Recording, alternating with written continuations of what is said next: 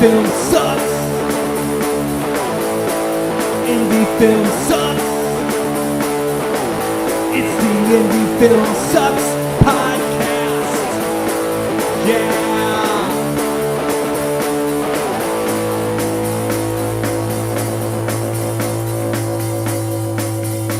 Coming at you from the mean streets of St. Louis, from a basement on South Broadway, the Indie Film Sucks podcast. Well, here we are again. That's right. You know what sucks? What sucks? You know what we suck at? Oh, Promotion. yes, we do. That's right. Hey, do we want to give any updates on the film? Do we want to have that segment? Feel free. Okay. So, Update. distribution. Heard back from a few. Hopefully going to be negotiating with a few. Yeah, Right? that's it there. Looking at the possibility of sales agents. Because you got to look into everything. Got to look at every aspect. Can't say we're going to go with one, but we need to figure out what they're all about. And we believe to go foreign, that they might be a right choice for us. So we're looking into that. Sent it off to how many festivals? 119. We're up to 19, plus a local one here that I just kind of sent one 20. off to 20. 20 festivals. So 20 festivals. And then obviously still doing research on the aggregators such as Film Hub and kind of seeing how people experience with that. So all options are open. Still slow playing this, but what are they calling it? The master, what's the thing that's going to be ready in March? Deliverables. The deliverables. So we're waiting on a timing for that. So we're just trying to fill our time like we always speak about. Use your time wisely. So that's the film update. Don't have anything to read to you, or we would read it live on the air. That's right, Chris. Thank you. That's the film update segment. Now to you, Brock. Oh, well, actually, I'm kind of excited to be digging into the distributors and the sales agents a little bit more, understanding them a little bit more. I mean, I know what they do, but actually talking to them, getting real facts of what they actually can do or promise to do for you, Right. and building relationships. I know last episode we talked about building relationships and being good to people, and for us to get out there and to promote something, you need to have a net. You need to have people. So I'm looking forward to talking to people, learning about them, and possibly it'd be great to partner up with somebody. A good sales agent can do really good things for your film, or a good one that has connections. It's a world I don't understand, so that's what we're getting ready to do. I agree. So it costs me nothing to send an email or a text or an instant message, and most people get back to you. If they're honest, good people looking to do business or have a conversation, they do get back to you. So yeah, but that's key. Go back to promoting. That's what I was gonna say. Is we don't say what our suck is anymore, but I can tell you what we suck at. It's promoting. Well, I think that's a common failure on a lot of filmmakers' parts. Because, look, making a movie is hard work, right? Everyone can agree to that. It's even if you have a decent budget, it's hard work to make a movie. But there are certain steps you have to take to make a film, right? And in a broad sense, they're all very similar. All films have a very similar process, right? And of course, I'm talking about the indie level. I'm not talking about the big Hollywood pictures. Sure. So that being said, this end of things, the promotion end of things, is very wide open. And it's very hard to get a handle on who you should be talking to, how you should be talking to people, and what you should be saying. And when. And when and where. Mm-hmm. I don't think it's talking to people, yes, key there. But it's what's the message of what you're promoting, right? So it's not talking to distributors, that kind of stuff. That's part of it. No. We're beyond distributors. We're talking about promotion to drive people to your movie. Okay. Like marketing. So from us to them to drive profitability or whatever your end game is. And Brock, you had a great point with when. When do you promote? Because if you don't have anything, you just released your trailer. Okay, great. People saw it and they watched it and maybe they liked it. Then they forget about it because they're not immediately going to, I can go here and buy it. And that's kind of where we're at right now with Red Knight. Yeah. You know, we can't, it's not out for anybody to see or buy just yet. So, like I said, when, where, how, what's the best way? If you pull the trigger too soon, people forget about you.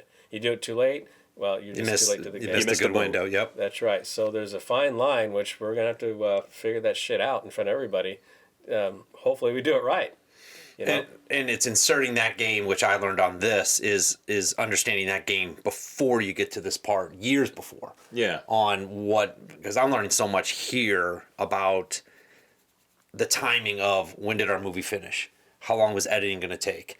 How long was this? Where's Halloween fit in because it's a red night at Skies? When does this all fit in? And when do you do these steps? We're figuring that we're doing that as we go, as opposed to having a big calendar, year calendar, and checking things off. I get things are going to move, but I think it's key to have that plotted out before you make the movie to understand the timing of all that.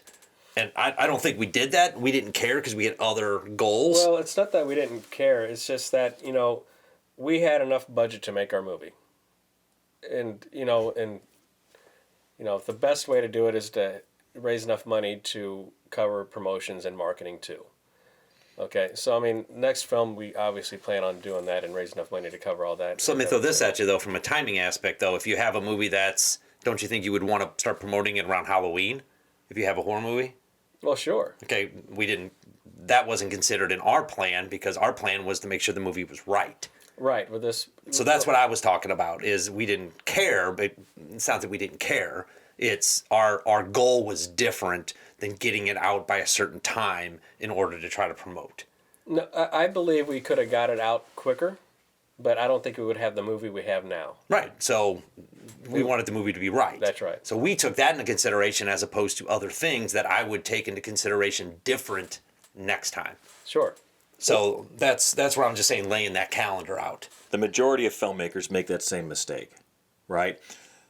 Everyone is focused on making the movie and then getting the movie through post and maybe the screening of the movie, but nobody at a low indie level is pouring a ton of money into marketing and promotion. Why? Because you don't have the money to pour into it. All the money you have, you spend making the movie. Right. So forget about paying for it. There's a lot of things you can do for free that I see a lot of people doing it. That's a good point. Talk about that. So I think first you need to understand when your end game is, which is having something to promote.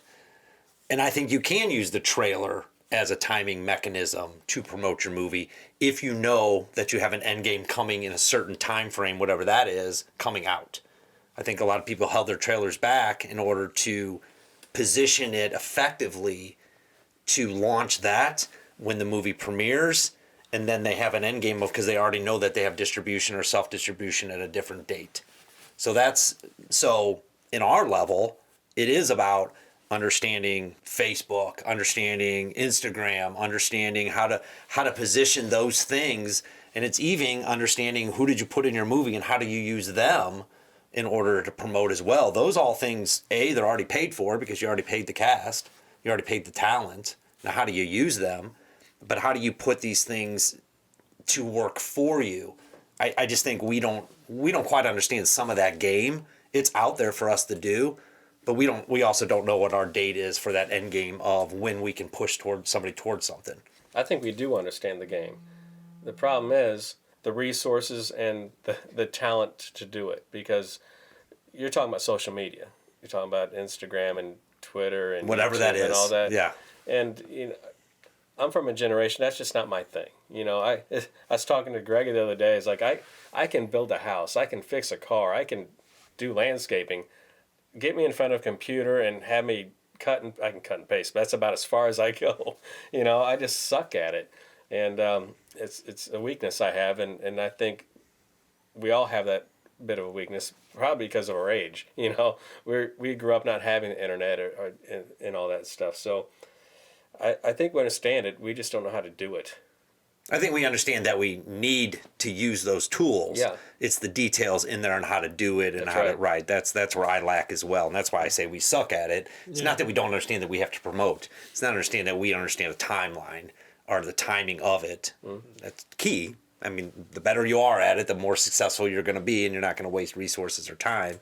But it's those minute details of how do you effectively put out a campaign. Well, we entered into this project, this is our 7th feature film, as very experienced filmmakers. It shows on the screen. We know what we're doing. We know how to make a movie. Yeah. But since we've started this project to where we're at right now, certainly since we started the podcast, I feel like we've learned so much. And there's so much more that we can learn about this back end of things, which has always been my weakest part. And it really... I had a conversation with someone about this not that long ago. It's got to be your strongest part, because it absolutely does not matter if you have the best film ever made if nobody knows about it. That's right. You could have a total piece of shit, but if everyone knows about it, then that means more people are possibly watching it, possibly buying it. You're going to be ahead of the game. I 100% agree with you. I've been on film sets before.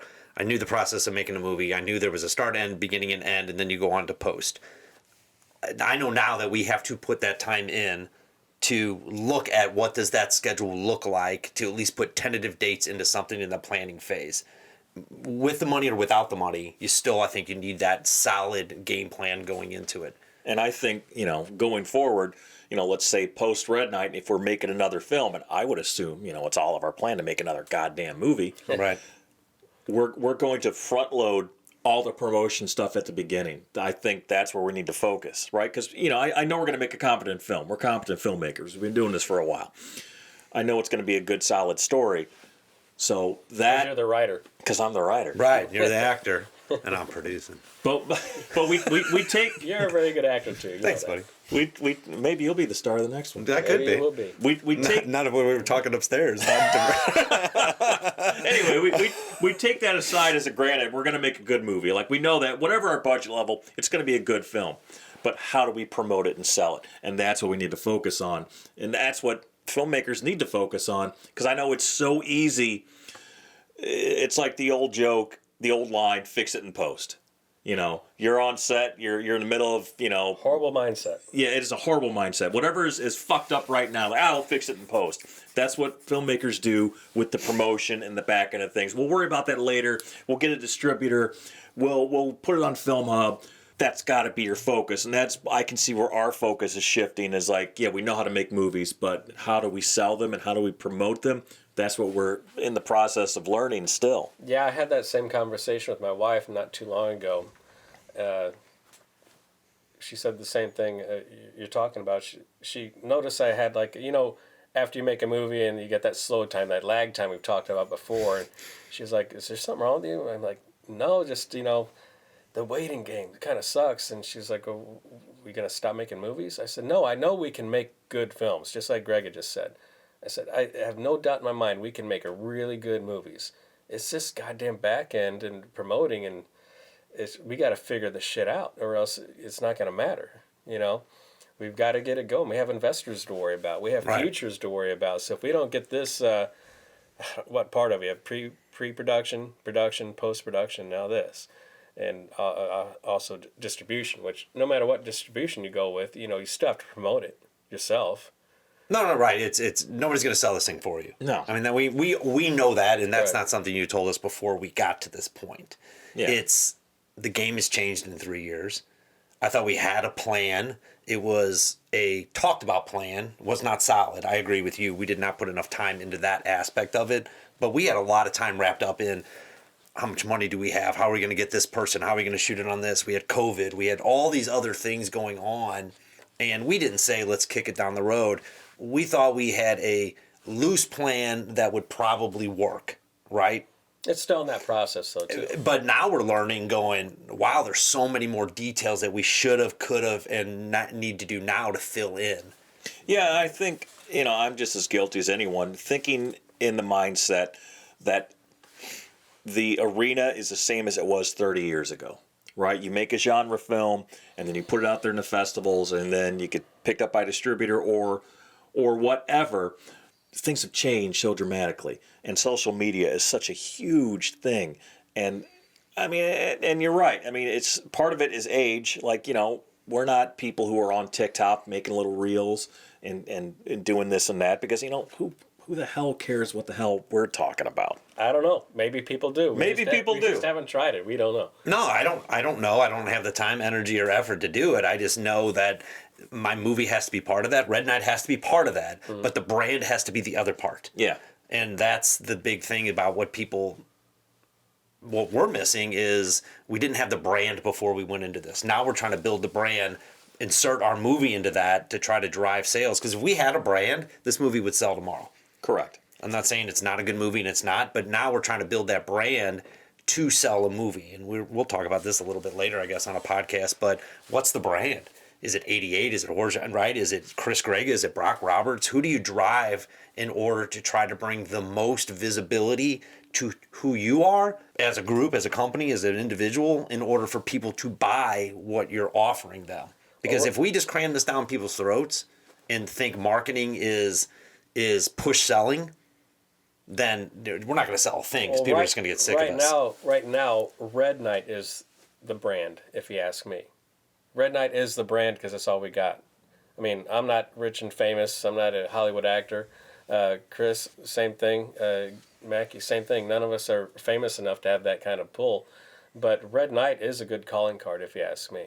And I also know that when we do go to cons and we do have something tangible like a DVD or Blu-ray or whatever to put in a booth next to Bill, maybe we can push this thing, and then you build your brand off of that.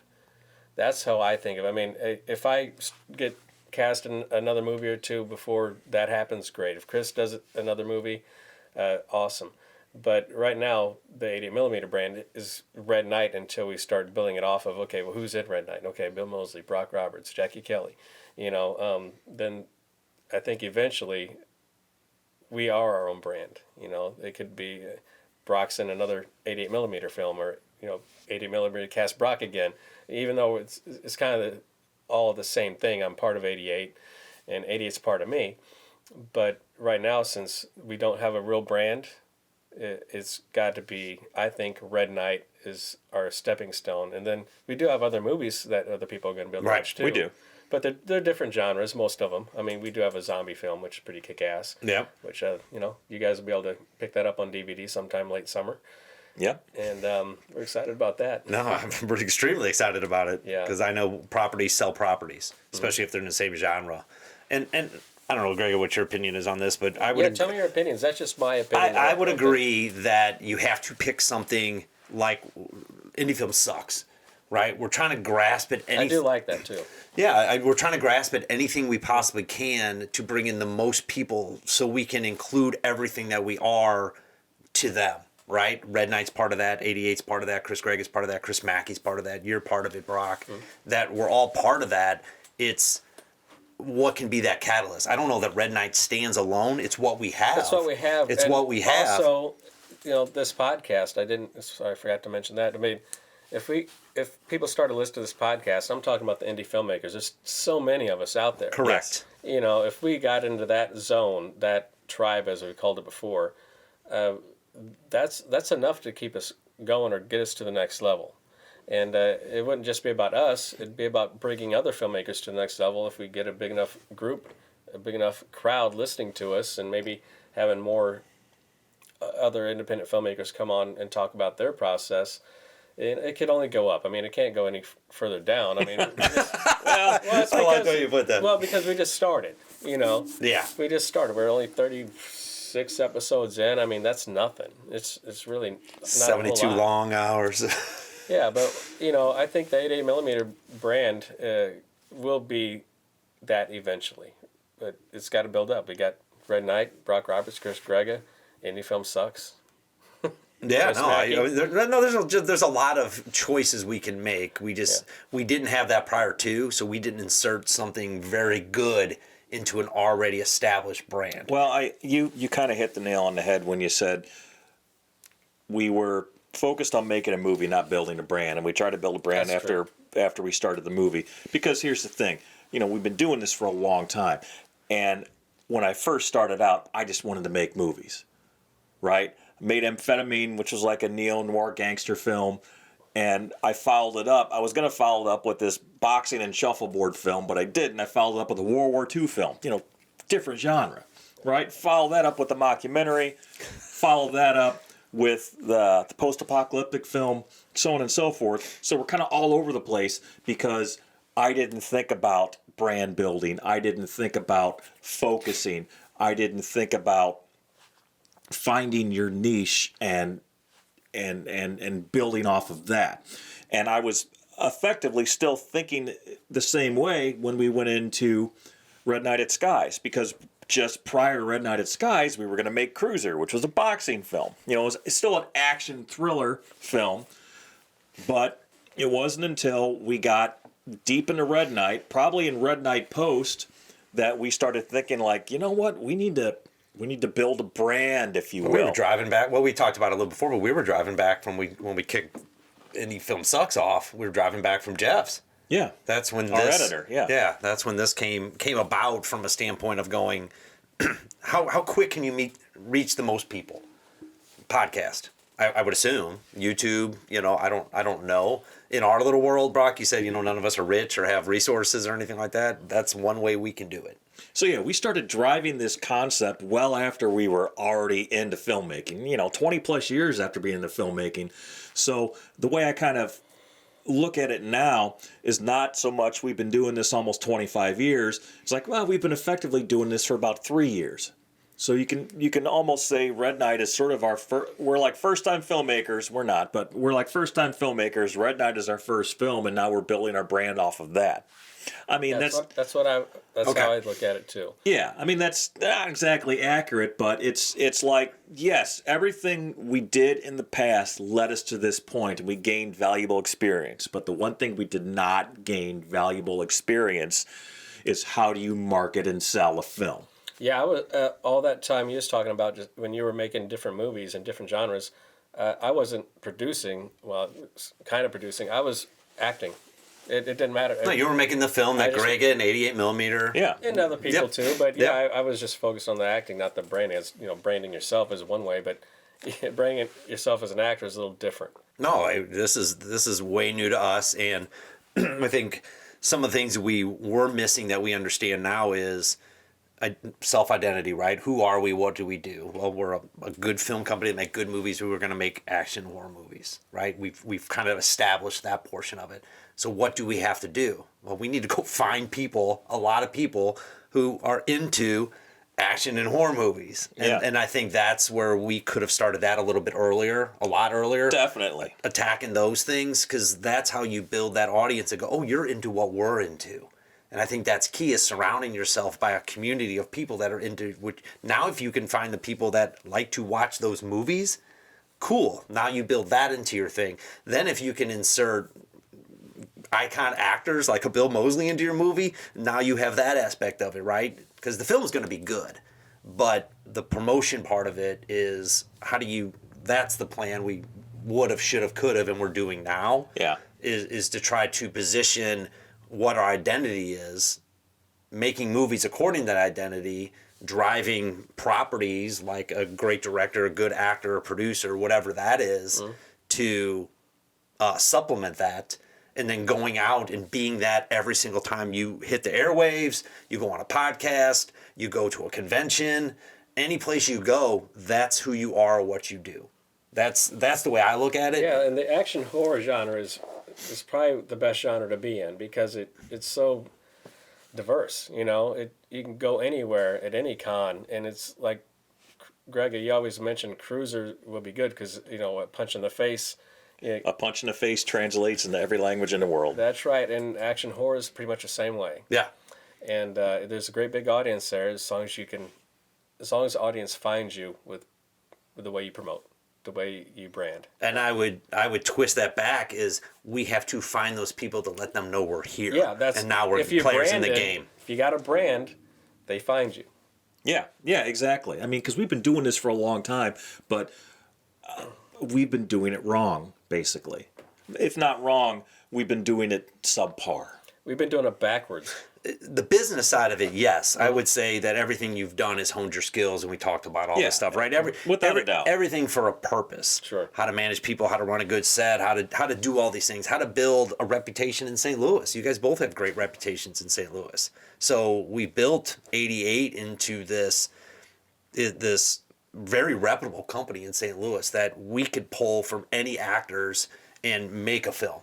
Yeah, but only people in acting and filmmaking know about us. No, That's the I'm not issue. saying. Yeah, we're very limited. Yeah. But that's where now we start and say, okay, we've done that.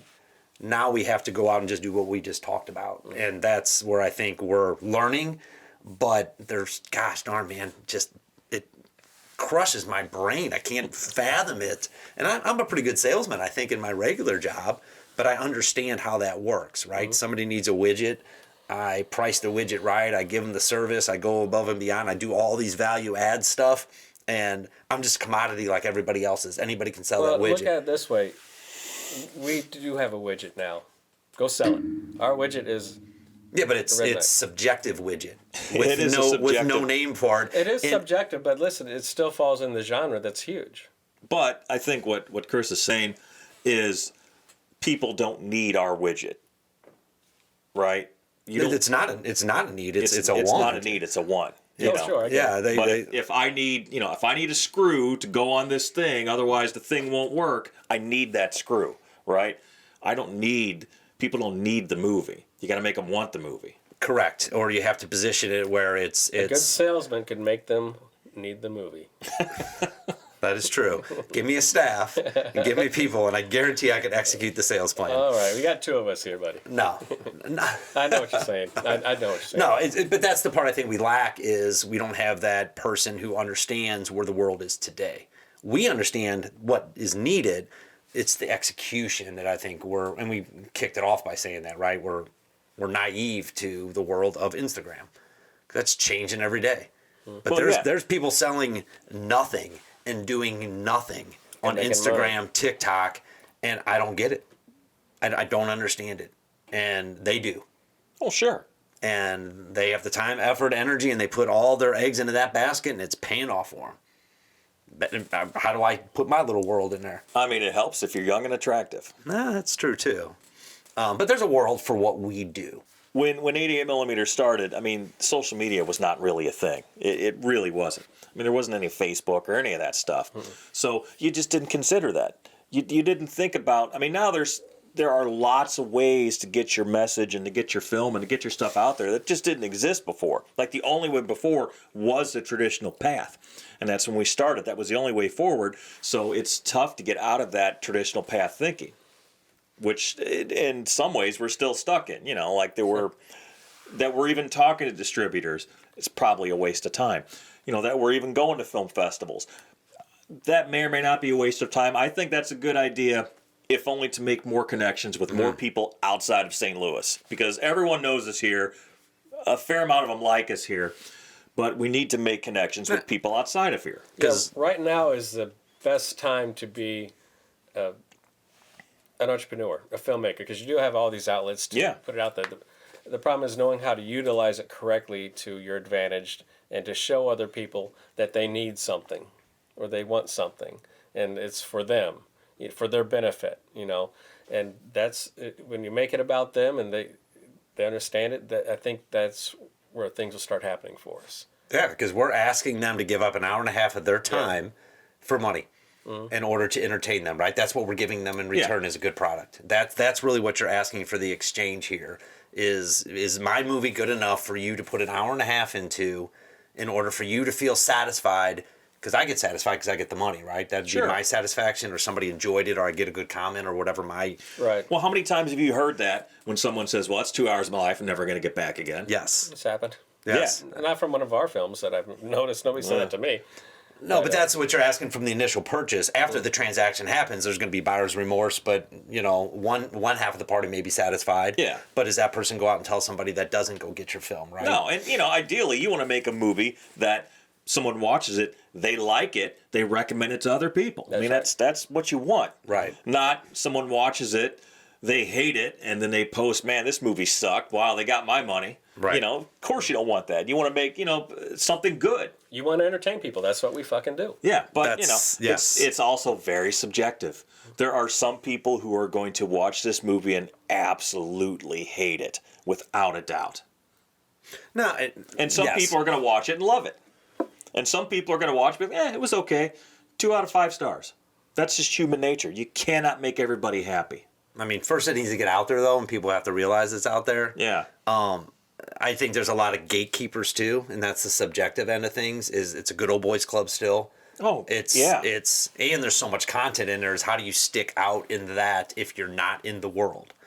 And that's where we have to interject ourselves into that world a little bit, either into the world of what our genre and our brand is, or into the world of we're known by producers, distributors, that kind of stuff as, hey, we know if these guys put something out, it's going to be a good quality movie. I can get behind that.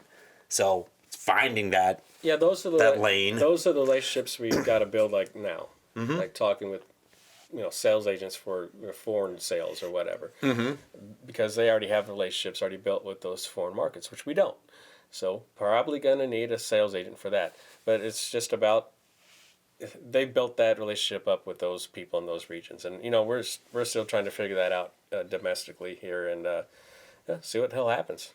Right. But we got to do something. Well, you should be, if you're listening to us, you should be seeing more from us as time goes on. Oh, yeah. Because it has to be done. Yeah. It has to be done. And as soon as we get that date, whether it's through distribution, self-distribution, through a sales agent, we're eventually going to get a date where we know this is going to drop.